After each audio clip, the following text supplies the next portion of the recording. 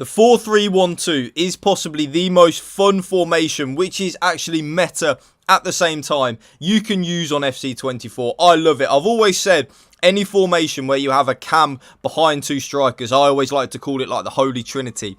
It is so fun to use, especially the way I use it with one overlapping fullback. It really is hard for your opponent to defend. And you see here the structure of the 4-3-1-2 beautifully. The left back overlapping, then of course the right centre midfielder trying to play a ball in, but then a good winning it back. Plays it lovely through to Giroud. Beautiful.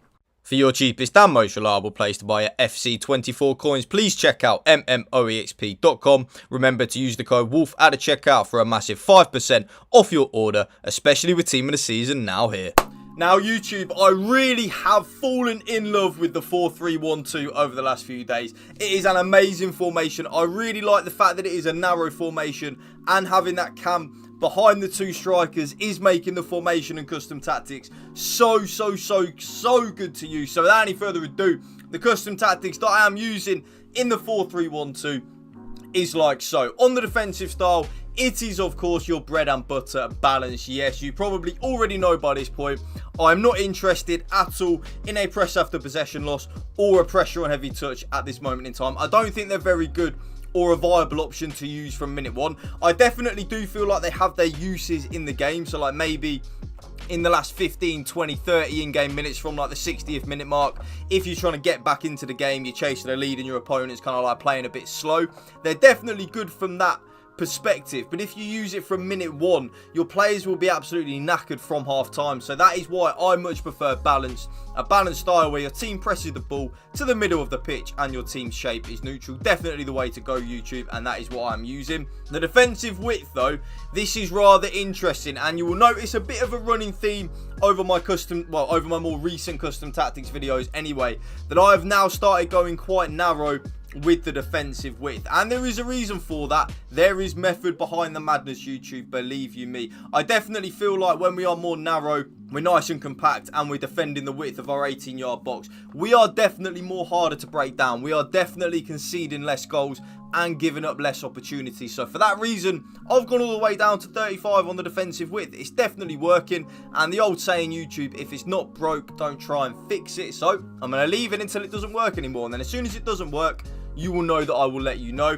The defensive depth though in the 4-3-1-2 is like so. I am now back to using the 55 depth, but there is a little bit of a personal input that you can put on it if you kind of know what I'm saying. If you want to be more aggressive, which I definitely feel like a lot of you will be, and that is absolutely fine with me, YouTube. You want to be more aggressive, give it a go.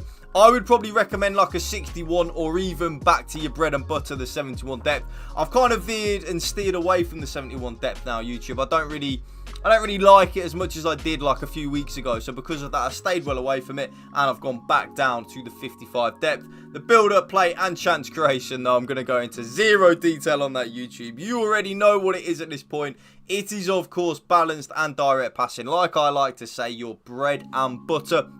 Not going to go into any detail. Just use it. Trust me, it's broken. Now, the offensive width... Oh my God, what have I done there? Now, the offensive width in the 4-3-1-2 is a little bit down to personal preference. I am back to leaving it just on the preset 50. And there is a reason for that, which I'm now going to tell you, that it is a narrow formation. And I love that it is a narrow formation, but I don't want it to be too narrow.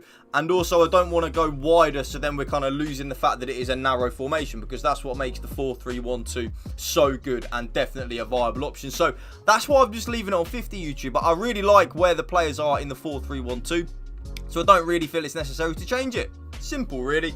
Players in the box, though, of course, it will be on 5 on your like your default settings. I don't know why I just spoke like an idiot there, but yeah, it will be 5 on your default settings.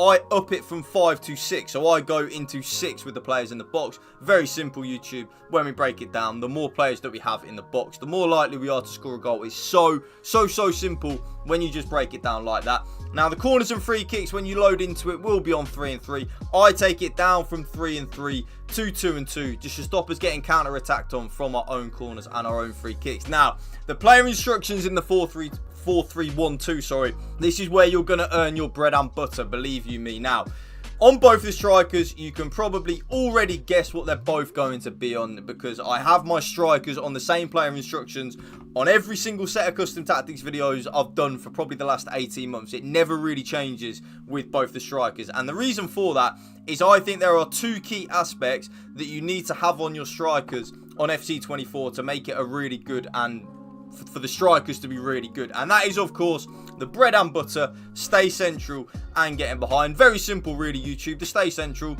I want both of my strikers to stay in them central areas of the pitch. And then the getting behind, I want both of them to make penetrating runs in behind, because especially in a formation like this, in the 4-3-1-2, where we do have a middle cam to operate in, it is very important to have your strikers making penetrating runs in behind, because your opponent will have to manually track the runs to like stop the ball going over the top. And when your opponent does that, that will then leave a nice big gap in that middle of the pitch for our cam to have a lot of space, pick up the ball, have a finesse shot, have a shot play, a lovely through ball, whatever you want to do with the cam. So that's why I have both of my strikers on stay central and getting behind. And that brings us nicely onto the cam and YouTube. The middle, well, the only cam, the cam in the 4-3-1-2 will be your most important player on the pitch, believe you me. Now, I have the cam on stay forward and get into the box for cross. To stay forward, I want my cam to stay in that number 10 and that cam position, very simply. And then the get into the box for cross, like I said on the custom tactics aspects of getting into the box for cross, the more players that we have in the box, the more likely we are to score a goal. And I want my cam to have a lot of freedom to get into the box when he or she wants to then get a nice lorry load of goals and assists. That is a tongue twister, by the way. Nice lorry load of goals and assists. Try saying that really quick. It's like a tongue twister. But yeah, that's why I want my cam on stay forward and get into the box across. The left central midfielder and the right central midfielder, though, YouTube, I actually leave on completely default player instructions. Apart from the defensive position, I do put both of them on cover centre. So of course, balanced attack, balanced crossing runs, normal interceptions, stick to position, and then cover centre. And that is exactly the same on my left central midfielder as well. Balanced attack, balanced crossing runs, normal interceptions, stick to position, and cover centre. The middle central midfielder, though, is definitely the one you want to use as kind of like a number 6, kind of like that Rodri role, which is ironic because I do, of course, have red Rodri. That is what you want that middle central midfielder to do. The middle central midfielder's job in the 4-3-1-2 for me is to get the ball, win the ball back, and then give it to the better players and shield and protect that back four. So because of that, the player instructions you're going to want to use on that middle central midfielder are stay back while attacking and cover centre. If you really want to as well, you can try the aggressive interceptions, which I've been experimenting in a lot. I like it, but I do just think normal interceptions does work better.